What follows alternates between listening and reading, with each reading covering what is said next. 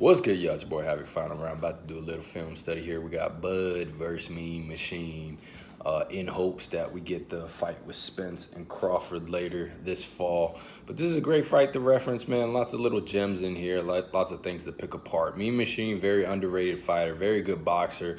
I don't understand why everybody says Bud's opponents were kind of C level, because Mean Machine is one of many other fighters that Bud has went up against that is very good. You could tell he has a high IQ by the way he was fighting him the first few rounds. You know, the way he was trying, the way he stayed within himself, because Bud is a counter puncher. He wants you to throw your punches out there so he can pick them apart. And Mean Machine was very patient, you know, but he was just outmatched. He was up against the pound for pound best fighter in the world. It's very difficult, man, when you're facing the pound for pound best fighter in the world. A guy at that caliber is going to make very good fighters look C-level, which he did to a certain degree with Mean Machine. But this was a fight where a lot of people said that Bud Crawford got knocked down for the first time. I don't recall this fight in all of its entirety, but when we see it, we can judge it from there. Could have been a slip, could have been a legitimate knockdown, could have been something between both of them, right? A slip and getting caught at the same time, or getting caught with a punch and then, well, I guess that would be considered a knockdown. But nonetheless, what I'm saying is it could have been somewhere between the two, to where you're losing your footing and you get caught with a big punch. But last time I think I saw it, it could have been a knockdown, considered a knockdown. Technically, it wasn't.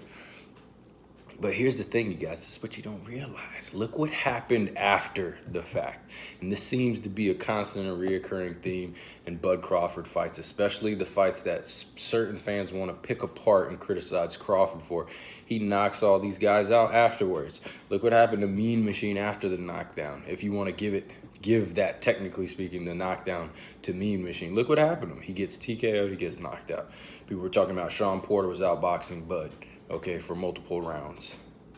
Look what happened to Sean Porter. White towel gets thrown in, white flag, game over. Would have been even worse if his dad didn't stop the fight. Sean Porter, TKO'd, or by stoppage. You know, they'll bring up Kell Brook was out jabbing Bud.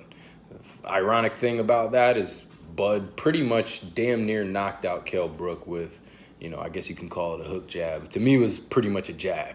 You know, that's the funny thing about that. And Kell Brook gets, you know, knocks it out of the park with Kell Brook. So cross him off the list. Then people will bring up the Gamboa fight. Oh, he was getting outboxed by Gamboa first few rounds when he was in the orthodox stance. And, you know, Gamboa put him on wobbly legs once or twice, which Gamboa did. But ultimately, what happened to Gamboa? And Gamboa was never the same after that fight. And then they bring up the Mean Machine fight. He gets knocked down. Mean Machine gets knocked out. So, you know, this is not a coincidence. You have to start taking note when you start seeing these consistent patterns and themes, okay? Especially when we're talking about in the realm of sports. It's not a coincidence. This dude is the truth, okay? And I don't blame some people for having red flags or questioning who Bud Crawford is and if he's the real deal, if he's legit, because first time I saw him fight was against Gamboa, and I had a lot of questions, okay? And there was lots of red flags, because he would get clipped. You can hit him, you can touch him, you can, you know, you can outbox him. And I got to make something clear about that. Just because you're outpointing your opponent doesn't necessarily mean you're outboxing him, because to outbox your opponent, you ultimately have to win the match, which none of Bud's opponents have done. So he's never been outboxed. Maybe outpointed, but not outboxed. And I'll bring up a later point. But the thing I want to say is that it's not a coincidence he keeps winning in the fashion he keeps winning. We can keep questioning it, picking it apart, being overly critical, but at the end of the day, this guy's the truth. Now, it makes sense to be critical when it's the first time we've seen him perform, because we have no backstory. We don't know what Bud does. There's not a resume in place for us to look at, okay? But and it was the same way. I had my questions when I first saw him against Gamboa. It was the first time I saw him fight, and then a few fights after, I still had questions. But after, I want to say the Postall fight, okay? It was the Postall fight, or maybe it was the Lundy, one of those two. he won again. You know, it seemed like he was getting outboxed in some of these matches. Sometimes he would get touched up, but ultimately he would turn it around, flip it upside down, change up the tempo and the rhythm, and he would knock his opponent out.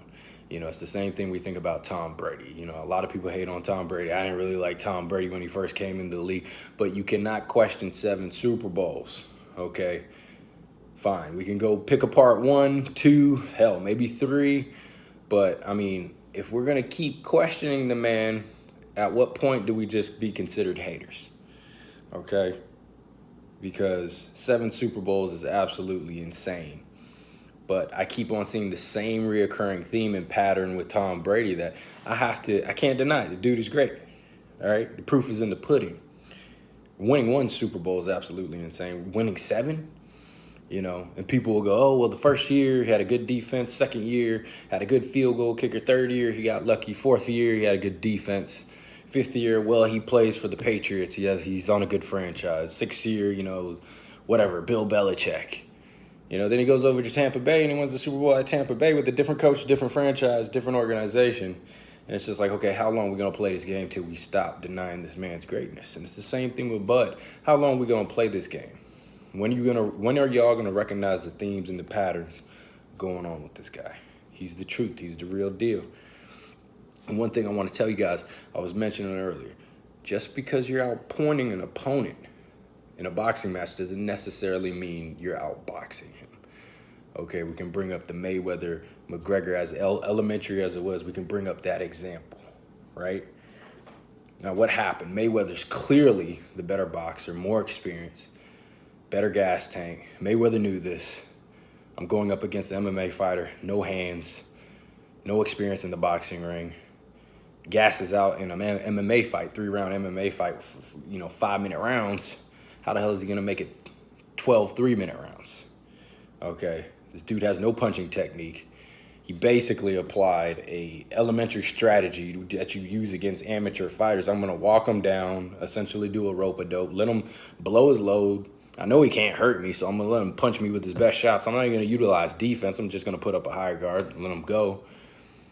And you can make an argument that Conor McGregor was up on the scorecards the first few rounds. And probably one of the few people that landed as many punches as he did against Mayweather. But McGregor was never winning the fight. He was never winning that fight. And anybody who understood boxing knew that McGregor wasn't going out with a W in that fight. Because Mayweather was setting up the long-term game. And that's what Bud does to his opponents. He sets it up, man. He's patient. He's calm. He's composed. He sticks to his game plan, no matter what. You may outpoint him initially, but ultimately he's going to get that W in the end. You know, if you watch Dragon Ball Z, you might not know what Dragon Ball Z is. If you do, then you'll understand what I'm saying. If you don't, then you probably don't know what the fuck I'm talking about. But there's certain characters with certain levels, okay? And the thing about Bud, once you think you're on his level and you're outboxing, or you think you're outboxing him, and you're getting up on hand on him, he starts to laugh, and then he turns it up 2 more notches. Oh, you thought this was my final form? I got 3 more to go. Then he knocks you out. That's how it works with Bud. You saw it in the Sean Porter fight. They're sitting there saying in the corner, you're down on the scorecards. He says, huh? Excuse me? He goes out there, turns it up another notch, gets Sean Porter out of there. But let's pay attention to the fight. Let's see what's going on. So one thing I want y'all to notice, both men at the center of the ring. You know, Terence Crawford, to me, this is more of an intelligent jab than Errol Spence. Okay, intelligent jab defined to me is a boxer who can use their lead hand in a variety of ways to execute different things. So you see a lot of different things going on with Bud's lead hand. He's pawing, he's probing, he's circling with it inside, circling with it outside. He'll touch you, he'll double up on it, he'll triple up at times, he'll throw it at different speeds. You know, he'll shoot it down to the body. He's using it in a variety of ways, as opposed to Spence, who was stiff jab, or he's just pawing with it. Stiff paw, stiff paw. With Terence Crawford, I'm getting a lot of different things. But one of the reasons you don't see Terence Crawford throw a consistently hard jab, because he's using that lead hand for bait. Like right there, you saw him throw a very quick, very fast jab, and then sometimes he'll go back to just touching with it. But the reason why he likes to kind of throw that moderate speed jab is because he's throwing bait out there. It's like fishing. He's a counterpuncher. He wants to see what you're going to put, what's going to bite. what's gonna bite at him. Okay, what counters are you gonna throw? What punches are you gonna throw so he can calculate what he can come back with? The amazing thing about Terence Crawford, like you just saw there, he throws multiple combinations and counters just in one exchange, is that he has this very unique ability to make adjustments on the fly. And to do this in real-time exchanges, he has the nerve, the calm, the composure to bite down on that mouthpiece in exchange with you, but find the right counters. That is very unique, even compared to Vasily Lomachenko and Floyd Mayweather, who also have that ability to, download their opponent's program, stay calm and composed, and execute their game plan throughout a fight. Okay, without showing all their cards within the first few rounds, but Crawford separates himself even from those two guys because he just, like I said, he has this very unique ability to find the right counters and then sit in exchange with you and commit to those counters in order to land them. And that's part of the reason he gets clipped a lot, because he takes those chances. But you got to remember, he's finishing fights. Mayweather on the back end of his career wasn't doing that because he didn't want to take those chances. But I say you got to risk it to get the biscuit. If you want to get knockouts, you're going to get clipped from time to time, okay? Because you have to sit on your punches. You have to bite down on the mouthpiece. You have to keep your center of gravity. You have to keep your feet well planted to generate that power, okay, to get those knockouts. And sometimes that means you have to compromise defense, okay? Because the more you want to be defensive, the more you want to be quicker with your punches, get in, get out, the less you can actually commit to some of those punches. Okay, so that's part of the reason we see Terence Crawford get clipped a lot, because he engages in these exchanges. He's willing to sit in there a little longer, even get hit, but he's doing it with purpose. He's doing it with reason, and he trusts in his chin. He trusts in his ability to counter and find the gaps and the weaknesses in his opponent. And this is the thing I want y'all to know. People will say Spence is a better inside fighter than Crawford. I don't see that. The devil's in the detail. How can you be a great inside fighter when you're not willing to exchange? Okay, Spence is an offensive fighter. He likes to keep you on defense with his offense, his volume. But as soon as you start throwing back at Spence, he likes to reset the distance, come back in, because he doesn't want to exchange. He doesn't want to go counter for counter. Okay, the scary thing about Crawford, he can counter a counter to a counter. That's some deep shit. That's some high-level chess. Spence is playing checkers while Bud is playing chess. But you'll start to see these exchanges play out. You got to give Mean Machine some credit here, because he's staying within himself. He's not giving Crawford too much to work with. But here's the beautiful thing about Crawford. If you want to sit there and you don't want to be offensive, he will create offense for himself. Okay? If you want to be super aggressive, then he'll sit back and counter you. But you're seeing a lot of different shades of what Crawford can do. He's boxing backward, forward, laterally. He's comfortable doing it all. He doesn't look uncomfortable at any point in the ring. And he goes through it, so he flows through each style or each way he moves so effortlessly. As opposed to when I watch Spence, he starts fighting off the back foot. It looks a little unnatural. It looks a little robotic and stiff.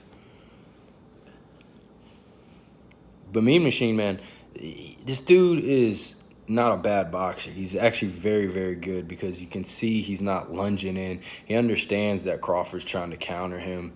He's staying within his stance. He understands he can't fully commit to his jab, but I like how he feints sometime with it. Got a little bit of head movement there, because he knows if he over commits against a long-rangey opponent like Crawford, who can counter very well, he's going to pay for it.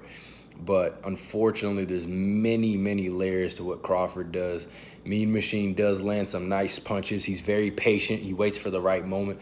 But ultimately, he's not able to get Crawford out, because he does land some nice combos. He lands, I think, a right there, boom, jab, 1-2, or a jab and an overhand right.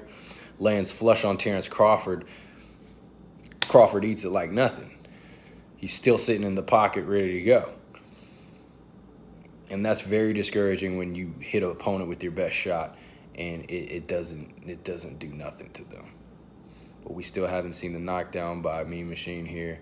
But like I said, check out Mean Machine, you know, half stepping back, half stepping forward, not lunging in like you see someone like Sean Porter do. Very disciplined, being very patient, trying to wait for good counter openings. But ultimately, there's levels to this shit, man.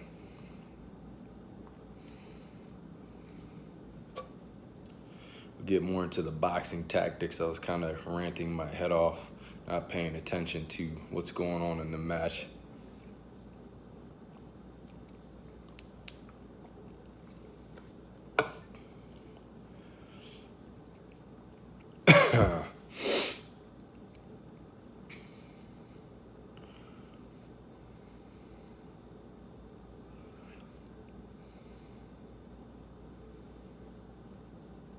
Check out this 1-2 jab, overhand right, beautiful, landed right on the temple, man.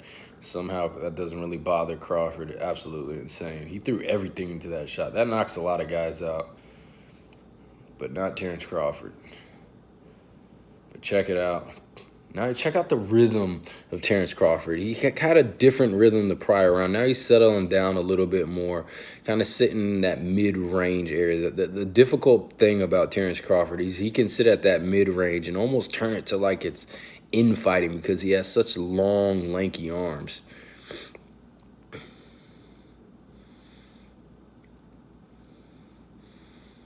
You can see he's put a little bit of pressure on Mean Machine. Good feinting by Terence Crawford. Good jab to the body by Mean Machine. That's one thing Mean Machine should have done a little bit more. And it's not easy, right? Because you're susceptible to being countered when you go downstairs. But, I mean, good jab to the body. You should have done a little bit more of that. But, I mean, it is what it is.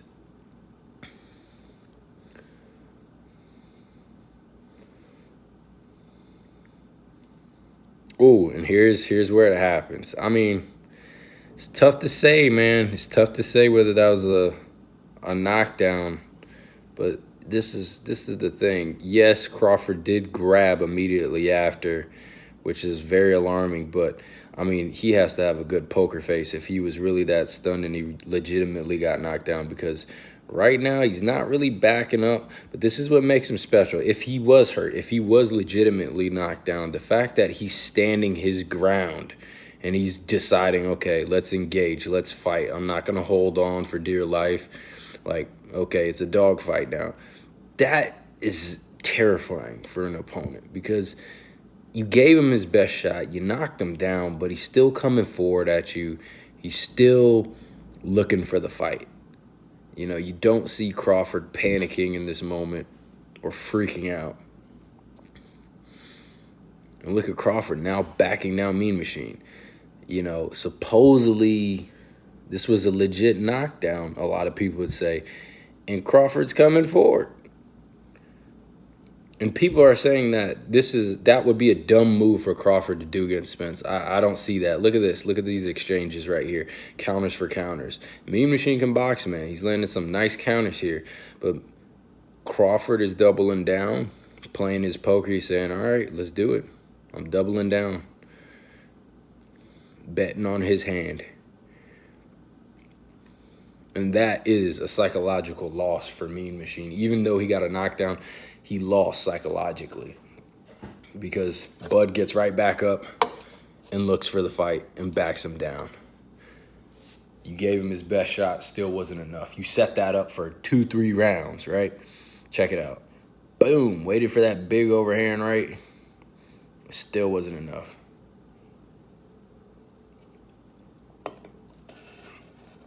Good overhand right. Luckily for Crawford, he did roll with that punch a little bit, but he still felt it.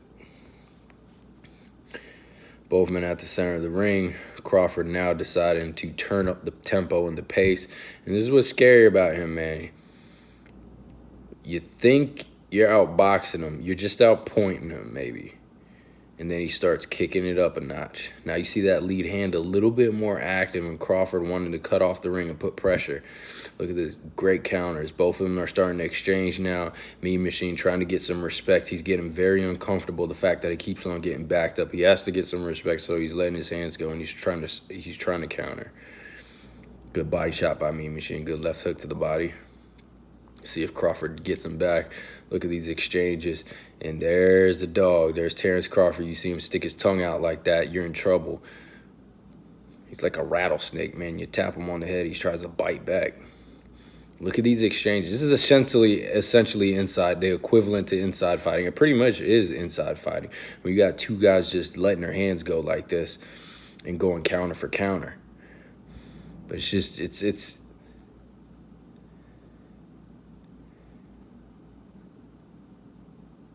good body shot by Bud. Beautiful counters. And look how strong he is in the clinch, the way he manhandled Mean Machine. Look at these exchanges, counter for counter, counter for it. Look at this inside fighting, great inside fighting. Controls Mean Machine's head with the lead hand from the southpaw stance, comes with those uppercuts, you know, that dirty boxing type style. Beautiful inside fighting, man.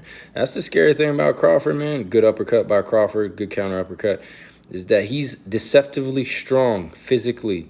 He can really control you in the clinch. You know, obviously has a family history of wrestling in the family. You know, people laugh at me when I say that Crawford having that wrestling background impacts his boxing, because it really does. You know, it's one element of the sport, but I mean, if you can control your opponent when you're in the clinch, you know, it can make a huge difference. I mean, it's one of many aspects of boxing, but nonetheless, you know, a place you can gain an advantage.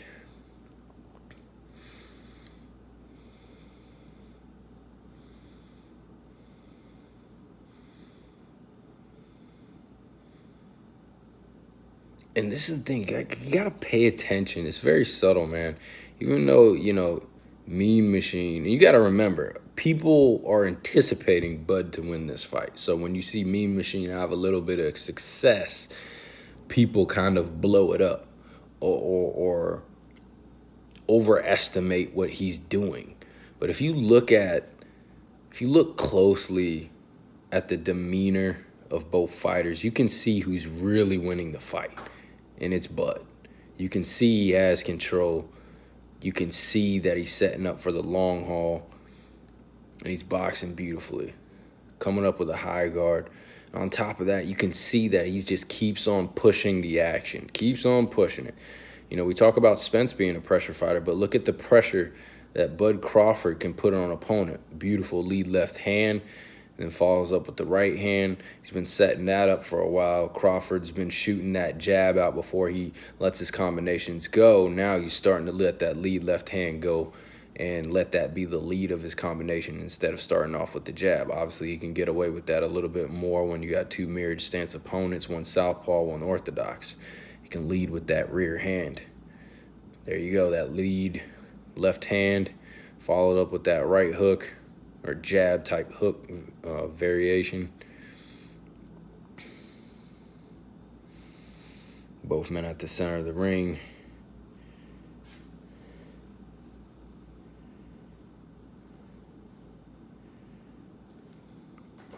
Once again, left cross with the right hand. Good left cross to the body. And Crawford's a pretty good body snatcher himself, man. More of a sniper as opposed to a machine gun that Spence is with the volume.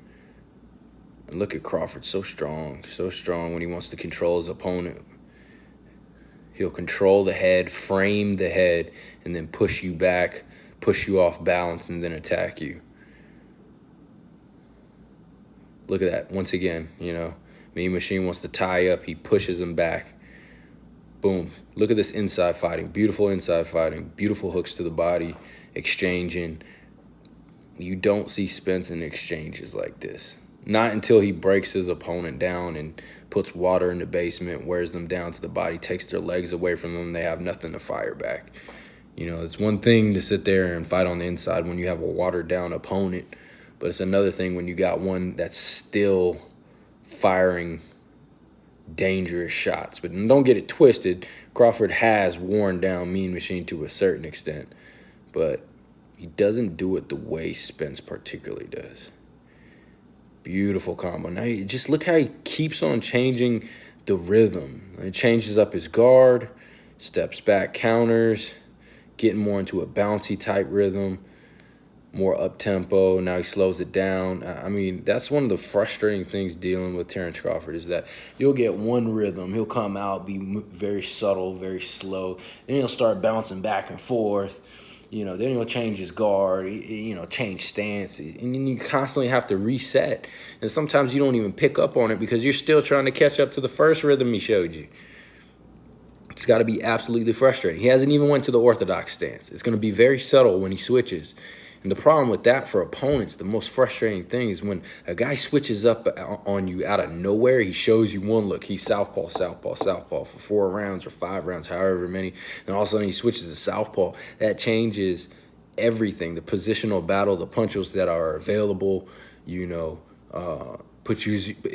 you don't understand that or see that, you may put yourself in a position to be hit, okay, and not be able to defend yourself. It's important to be somewhat aware of what stance your opponent is in so you can know what's available to you at the time. But that's what Crawford does. He lulls you to sleep with one thing, and then he comes at you later and catches you by surprise. Boom. Beautiful counters, the way he steps back. And see, here's the thing. Look how Mean Machine, every time he throws a punch, he's not even lunging. His chin isn't going over his toes. He's staying within himself. Okay, now look at a guy like Spence, who he tends to lunge. He tends to reach for punches a lot. Okay, you saw that in the Ugas fight. You saw it in the film study with Mikey Garcia. He will reach and lunge for punches and be off balance at times.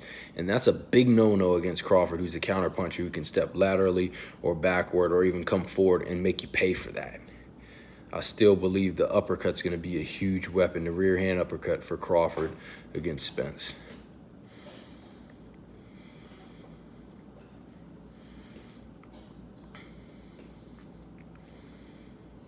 But I just love Crawford's ability to stand in that pocket and go counter for counter and be able to find the right openings to pick you apart or wrap those hooks around or find that right slot for the uppercut to follow in. Look how he changes that lead hand. He'll go over the top, shoot the jab. Go over the top, circle it, shoot the jab. Always changing the variety in the way he uses that lead hand. Look at him change the tempo, more of an open guard right here. Okay, sometimes he'll keep it tight and close. Sometimes he'll do that little Philly shell variation. Just constantly giving you different looks, different rhythms.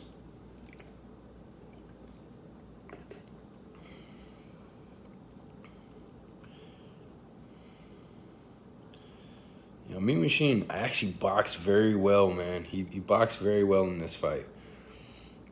He's a good fighter. He really is. You can sit there and I know everybody subscribes to the Mayweather philosophy these days. I know he lost to Virgil and he may have had a draw or something else and he lost to Crawford. But this dude can box, man. Just because you take an L or two doesn't mean you're a bad fighter. Doesn't mean you're not a great fighter. That dude can crack, man. And not only that, he can box pretty well. Actually, has fairly decent head movement. Positions his feet very well, properly balanced. But just doesn't have enough tools in the arsenal. And he was a little, just outmatched in terms of range and size to a certain degree. And you have to deal with the body. That's the thing about Crawford. What people just don't understand is this guy, it's not just the skills. He also has the will, the determination. Beautiful left cross to the body by Crawford. And once again, this is a completely different tempo and rhythm that he's using in this round. But, that's the thing about Crawford, man. And look at him sit, this beautiful inside fighting right here. Yeah, it's a little mid-range, but still, when you got two guys trading back and forth, I consider that pretty much inside fighting because if you have two guys throwing counters for counters, I mean, essentially, you're in close enough. You're in pretty damn close range to where you can land a punch if you got two guys throwing counters for counters. Beautiful right hook to the body. And now look at Bud starting to shell up, settle down, sit on his punches. Look at this inside fighting right here. Changing up his guard, more higher peekaboo style type guard. Toe-to-toe, head-to-head, beautiful counters. And Mean Machine does not want to sit there. He keeps on backing up. Beautiful right hooks. And Crawford being so long and rangy and lanky, the ability to be on the inside and land 2 hooks to the head like that with his range is crazy. Understands how to position himself when he's tied up. If you've ever been in the ring, you understand it's not easy to kind of position your body properly to get certain punches available to you. Beautiful. Look at this. Committing to these punches, breaking Mean Machine down, backing him down, taking him to the doghouse, taking him to the cleaners. This is not just outboxing. This is skill. This is power. This is high ring IQ. Great head movement right there. Beautiful combinations. Beautiful body work when he throws it. Look at Mean Machine coming back, and look at Crawford willing to double down, bite on that mouthpiece, and he wills his way over Mean Machine, takes him down. And that's the problem with Spence. You're not just dealing with somebody who has speed, skill, and IQ, and who's a pity patter puncher, like say a Devin Haney, right? You're dealing with somebody who's got power. You're dealing with somebody who's got just as much heart as you, if not more, and who's just as much of a dog as you. And he has more skill than you. He has more speed, higher IQ, better combinations. Look at this. Beautiful. Hasn't even went in the orthodox stance yet. That's demoralizing, man. He's just sitting there shaking his head like, I got you, bitch. But if you want to favor Spence, go for it. But do not be shocked when he backs Spence down. Don't be shocked when he knocks Spence out. Do not. I really think Derrick James will step in and he'll throw in the towel. I really do. I think he will save the fight. And it's a smart move because it essentially may set up a rematch. You can easily renege on the whole thing, and Spence can be like, well, my trainer threw in the towel, and, they ended the fight too early. I can see the ref stepping in, ruin it for Bud. That's the thing about Bud. A lot of people try to take his knockout victories away by saying he didn't. Beautiful overhand right over the jab. Oh, so he did turn orthodox, actually. You see, this is where the knockdown came, because Bud turned orthodox out of nowhere. Positional battle changes, different punches available. Your opponent doesn't even realize it because he's focused on what you showed him the last 4 or 5 rounds. And here we go, Bud in the orthodox stance, trying to cover him over the top with that overhand right of the jab. And Crawford is a master at taking his opponent's jabs away from them. A lot of people are saying, how is Crawford going to get past Spence's jab? I'll tell you how. He's going to counter the shit out of it. He's going to counter the shit out of it. Now, with what's going to be his main selection, I don't know. I don't know if it's going to be from the orthodox stance and the hook, the lead hook over the jab. I don't know if he's going to go from the southpaw stance and try to counter it with an overhand. We shall see. But he will find a way to counter that jab one way or another and eliminate it. And if you take that jab away from Spence, he's left in space, outer space. He can't find his distance. Mean Machine trying his best to stand his ground. Nice little combo, but not much left on his punches. He's been beaten up pretty good. And Bud is not even really bothering to utilize head movement because he's confident he can take Mean Machine's punches. He's broken them down. Ooh, beautiful combos. And this is the thing I love about it. Now he's back to southpaw stance, just switching back and forth, back to orthodox stance. He's constantly switching it up on you. Beautiful inside fighting. People are saying this guy can't fight on the inside. It's absolutely crazy. Controlling, framing the head. Looks for the hook to the body, doesn't quite make the mark. But Mean Machine just has nothing left. He gave everything he had. He kind of set up his best shot, and, there's not much left to do now. You gave him your best shot. You landed 2 beautiful overhand rights, and it just wasn't enough. And he set him up perfectly. He was patient, timed him brilliantly, but this is the type of animal you're facing, man. Now he's back to southpaw stance. Look at him frame, push Mean Machine off him, using his size against Mean Machine, but also his strength. He's just so much stronger than Mean Machine.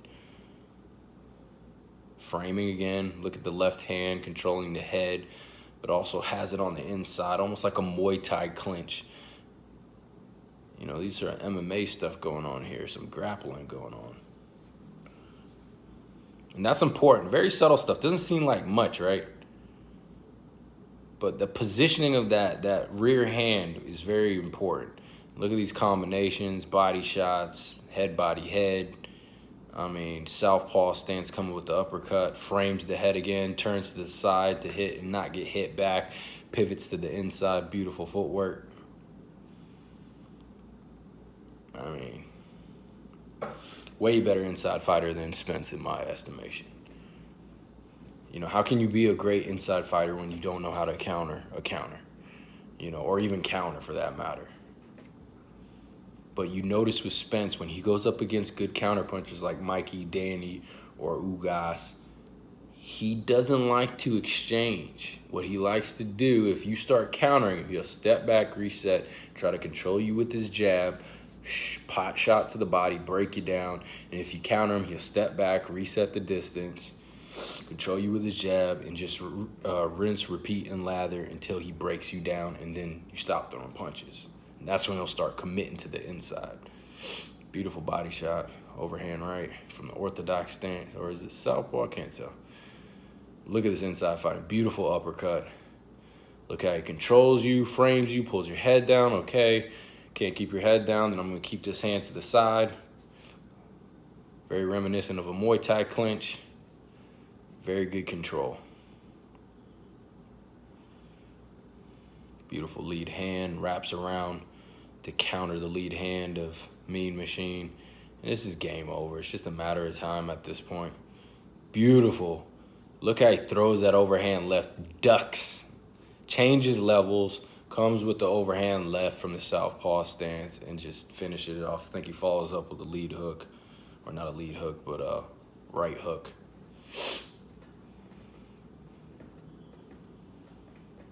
But he got beat on every level.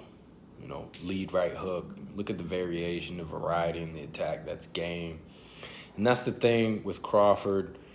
You know, he has that weird type of power to where it won't quite knock you dead cold all the time, but he'll beat the living shit out of you to where you want to quit, but it doesn't quite put your lights out. And unfortunately, he doesn't get enough credit because a lot of times the ref will step in or the trainer will throw in the towel, right?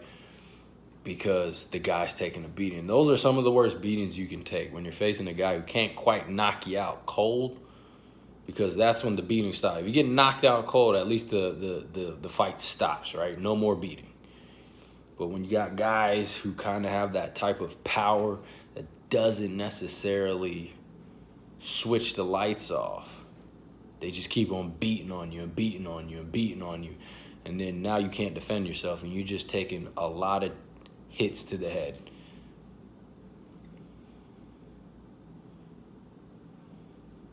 Respect by both dudes. Boom. Look how he crouches.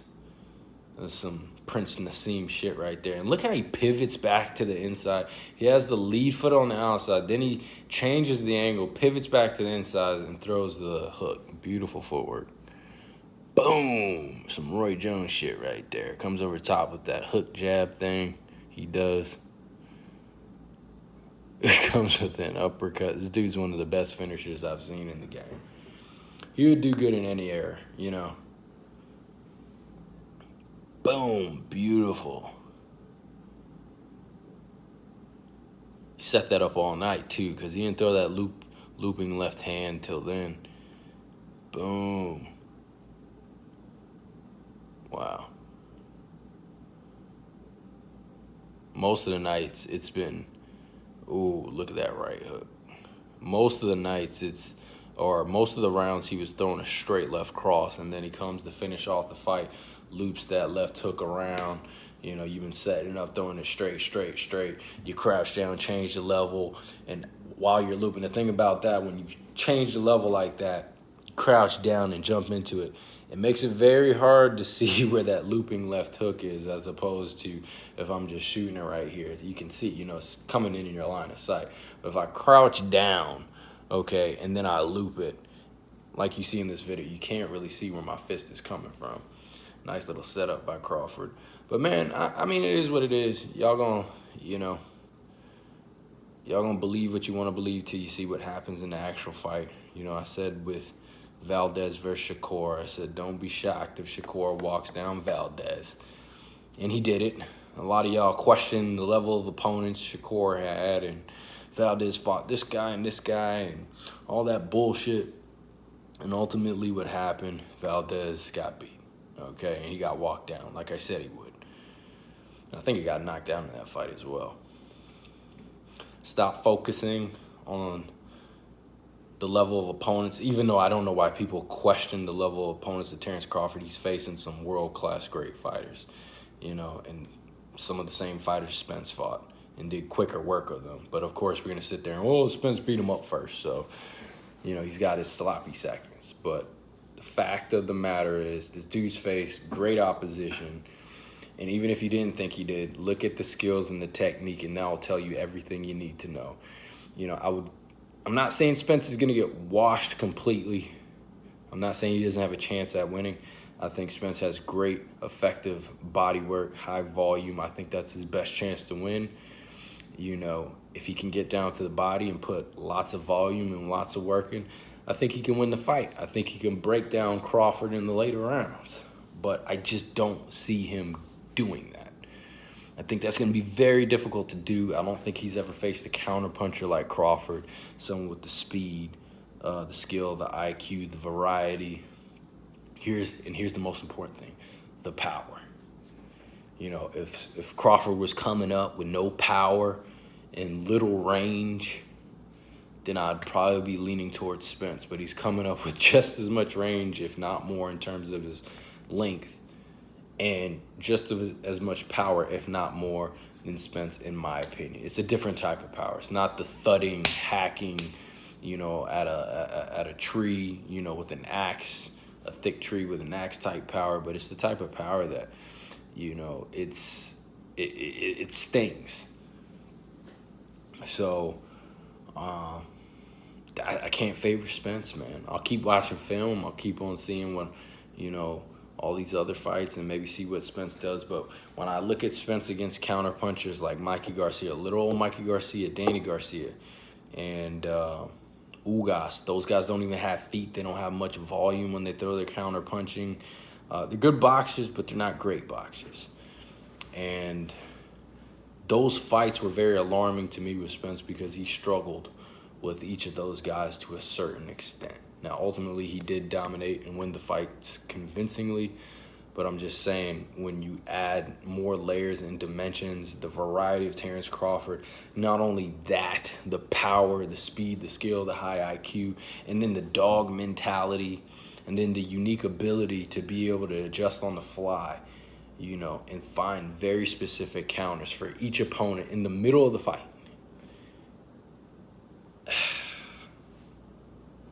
You know, pick who you want to pick, but you heard it here first. When this fight happens, you know, don't forget what I said. Don't forget this video. And remember, just keeping it straight down the line, I'm not from Omaha, Nebraska, not a hardcore Terence Crawford fan. I'm not from Texas, not a hardcore Spence fan. I'm just calling it like how I see it, you guys. So this your boy Habit Final Round. Get at me, comment down below, like the video, subscribe. Let's hope we get this fight.